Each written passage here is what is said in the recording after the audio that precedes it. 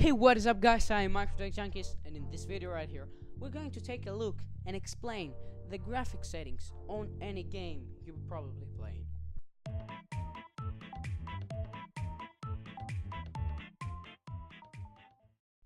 So today you're going to talk about four things. Number 1 is tessellation.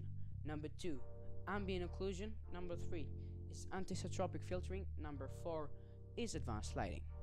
Tessellation is the in-game textures that are comprised by quads, which are polygonal shapes made of triangles which form over the shape of objects.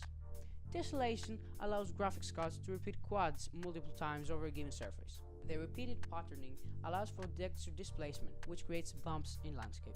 Tessellation is very taxing on the GPU. Enabling tessellation in games, however, does define the look and feel of the in-game landscapes. Ambient occlusion creates realistic shadow transitions between different physical objects. Ambient occlusion in-game, although noticeable, will not dictate the shadow quality of the game. This is why ambient occlusion is often a separate option from shadow quality. It is divided into a few categories. First, screen space ambient occlusion, or SSAO. Horizon-based ambient occlusion, or HBAO.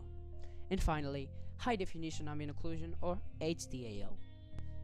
Most gaming PCs will be able to handle SSAO without much problem, and HBAO brings this more advanced technology to a wider range of rigs. It definitely makes the game lighting look more realistic, and this is what you're looking to gain: realism. Anisotropic filtering is a method of filtering textures to improve their visual appearance in a given scene.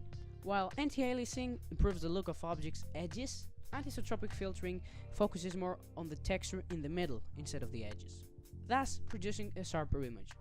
Now, should you use it? Absolutely. Anisotropic filtering increases the sharpness of in-image textures for a relatively low performance cost, even at 16x AF. Advanced lighting isn't a graphical setting itself, but there are many important graphical settings that come under the umbrella of lighting, and they can be crucial for introducing the atmosphere and believability into a game world. Lighting is the most important component in making a game look realistic. Simulating how light bounces off objects, scatters, or creates shadows and reflections massively impacts how a game looks and feels. It's ultimately the key to photorealism. This too is separated into categories such as blooming light, HDR lighting, and volumetric lighting. Bloom is an effect designed to simulate the feathering effect produced by extremely bright lights. No lens can focus perfectly, and when the light passes through it, it produces an airy disc around the image. Bloom is intended to recreate this effect and can be used to replicate things like the glare of bright sunlight through a window or a helicopter spotlight shining through your eyes. HDR lighting is the effect that increases the quality of color reproduction and the saturation of the image. Volumetric lighting is a graphical effect that enables players to see light in the game world. It usually comes in the form of crepuscular.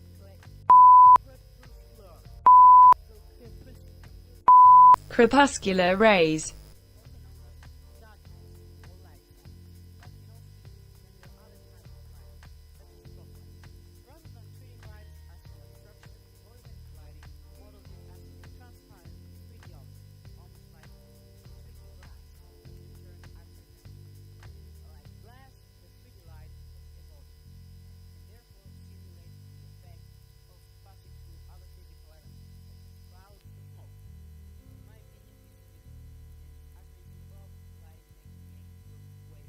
Anyway, that's it from me for this video. It was Microtech Junkies.